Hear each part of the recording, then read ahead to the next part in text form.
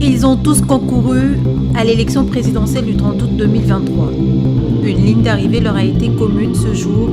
Ils ont quasiment tous, sous forme de patriotisme déclaré ou affirmé, répondu présent à l'invitation du président de la transition. Sans langue de bois, chacun a dit son ambition de prendre une part active à la réorganisation du pays en vue de la restauration des institutions. À l'unanimité, nous avons apprécié la vision de celui qui est en charge de l'État aujourd'hui. Donc ça a été un moment d'échange fructueux, dans une bonne ambiance et avec le souci de préserver l'unité nationale, la cohésion. C'est le Gabon qui avance et qui va mettre les fondations pour reconstruire la démocratie et la bonne gouvernance. Et il nous a demandé de l'aider à compléter la partie politique qui pourrait manquer aux militaires. Et nous avons été tous unanimes pour dire que nous allons l'accompagner.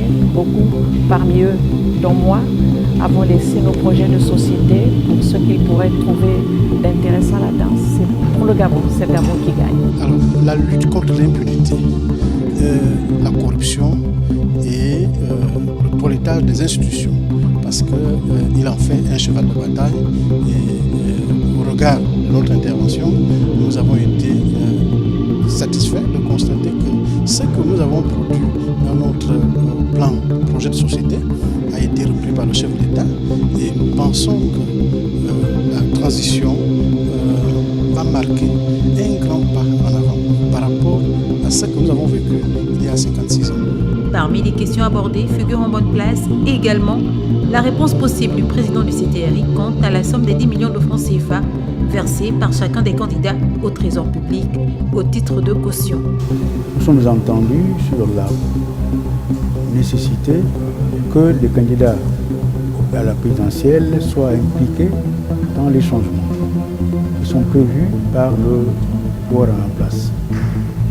Et un problème qui nous tenait à cœur a trouvé solution, le remboursement des cautions de nos candidatures. J'ai beaucoup d'idées à faire valoir dans le cadre de la reconstruction de notre pays, mais cela se fera comme vous le savez, dans un cadre normatif, celui donc de la constituante qui va être mise en place dans les jours à venir.